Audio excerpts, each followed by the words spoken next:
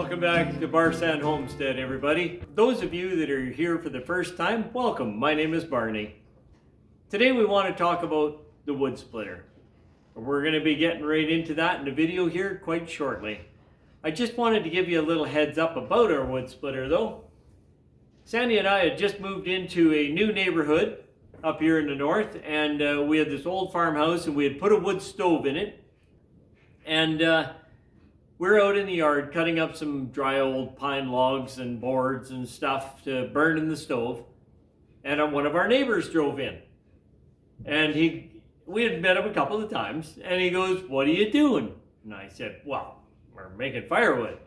And he goes, "I mean, I can see that, but I mean a splitting maul?"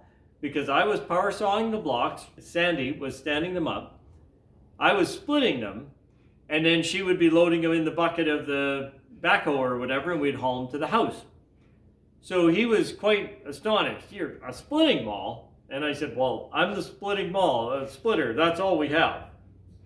And so he says, "I'll be back in a bit." And we said our goodbyes, and he was off for home. Well, he showed back up in a little while, pulling a brand new bright orange wood splitter. Beautiful, brand new machine.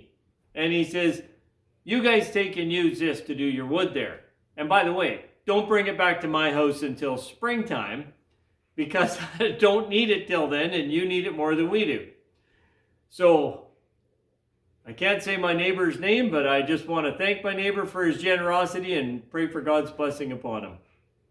Now, we used that wood splitter for the winter. We returned it in the spring. And then we decided, you know what? That was so nice. We asked him where he bought it, and we went right out and bought the identical twin to it. And we used that wood splitter for a good couple of years. And I'm the kind of a guy, I'm always looking for a way to improve stuff, make it better, more efficient, if it can be done. If not, I'm happy to use it the way it is. But I have ideas and stuff, and I like to try and implement them if they'll work. So, the wood splitter, it was good, but I wanted to make it better. And I didn't quite know how. Well, I'm always asking the Lord. And he just woke me up one morning, and he started giving me the ideas, and that was the end of it. I went to work on changing it around. So now, we have the video at hand for you to see what we did, how it worked previous, how it worked after, and we doubled, at the very minimum, doubled the production of the wood splitter, but it's more than doubled it. And it runs at the same cost that it did before.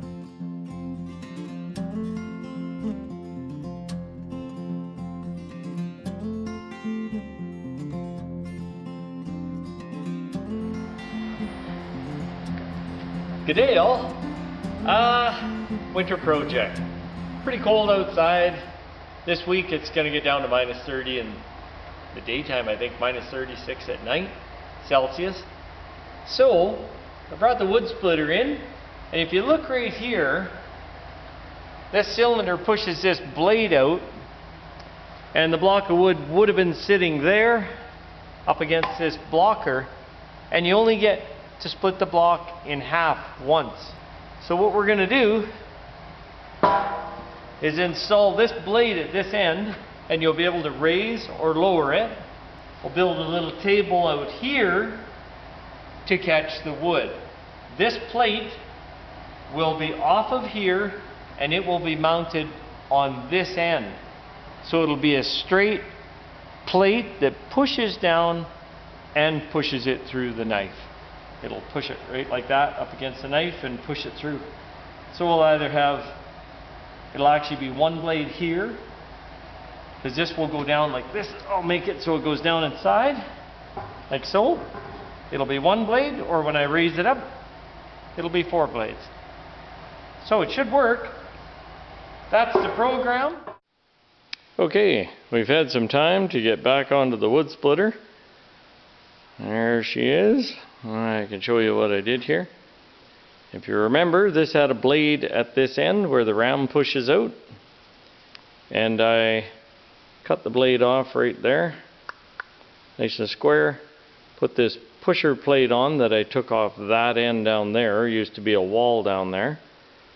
Refabbed it, put it back on this end, and then I gusseted it, welded it all on, then gusseted it with 2 more heavy brackets here, but it'll never move. It's all welded down in there. It's on there solid. It'll be fine. So that comes along, and now would go into our, right now that would be a 2-way splitter, like so. And if I raise it up, of course I get 4-way split. This little rack here used to be here so you could put an extra block on, but actually we found it holds 2 nice rounds while you have a 3rd one on the splitting machine. The next thing I'm just fitting it right now, just cutting and fitting all in around here, is this this table. And that table is going to come out about, I think it's about, I don't know, 26 inches or something like that. So basically when a block splits, it pushes it out onto this table. And this is uphill a little bit right now. I should put a sawhorse under it so it balanced there so you could kind of get the idea of how it works. But here's what I did. Once I had this all boxed in underneath, let's see a good shot here. Boxed in underneath in here for the blade to run through. Here's our blade comes down. Then I made a swivel point here, welded that to the bottom of the machine. Comes out, goes down underneath the blade, and up here the bar comes up, right up to the top of the handle up here. So now you have different blade settings for your blade as to what you want to be cutting. Smaller blocks or bigger blocks, and you just grab the blade. See if I can keep that on the film. And the table fell off. That's okay. But that gives you the idea. You can set your settings at whatever height we want this blade to be running at. There, it's all the way down now. And so, yeah, it'll work really good. Just depends what size your block is. It will allow that up or down. Locks it in here really good into these teeth. Sits there real nice. Pusher block will come through and then it will push it onto that table down there. Reassembled. We have our pusher block on. We have our blade and the mechanism for it right there. Up or down. We have the rack here back on where we set our blocks onto here and one on here. Run them through. They should come out onto our table we have built here, and then we'll be able to load them into our wheelbarrow or what have you over there. So I think we're ready for a demo. We went and got a few blocks of wood, so I'll just load a few on here, start her up, and see what happens.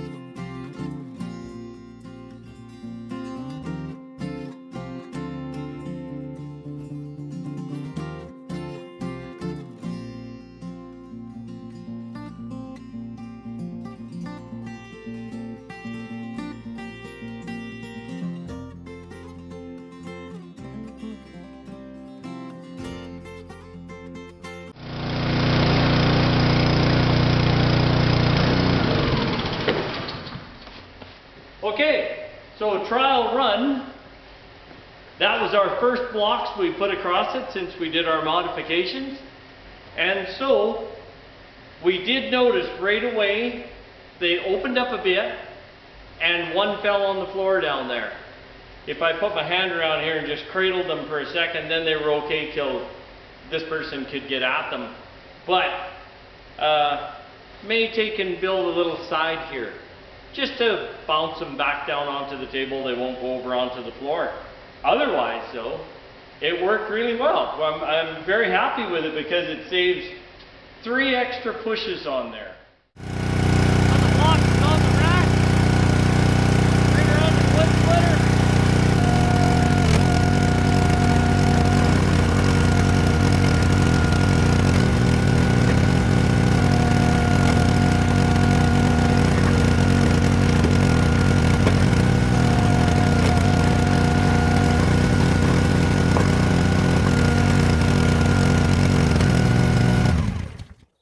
So this is the way the splitter used to work, except the knife was at this end and the wall was at this end. But you put a block through, it split it in half. You had to put half over here, put the other half back on, because our knife was not this tall where I could have put both halves there. It's only about that tall. So it could only split half of this when it looked like this. It could only split that piece at once. And so it was time consuming. So that took, let's see, 1 pass to split it this way, 2, 3 passes to split up one big round of firewood. So now we're gonna, Sandy and I will put some blocks on and we will split it with the way the splitter is now set up to give you the difference of speed. So we'll get her started back up and we'll try her again. We'll do a few blocks for you to watch. We're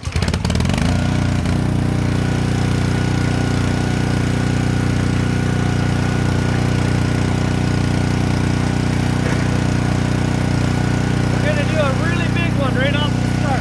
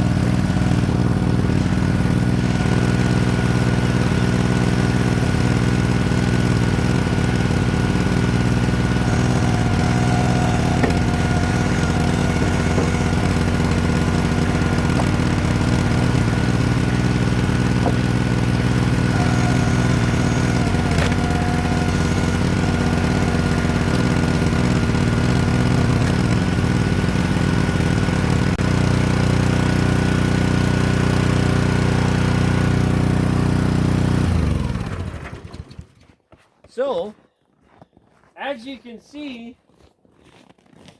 once we could raise the knife, it saved a huge amount of time. Our very first block was really a big block.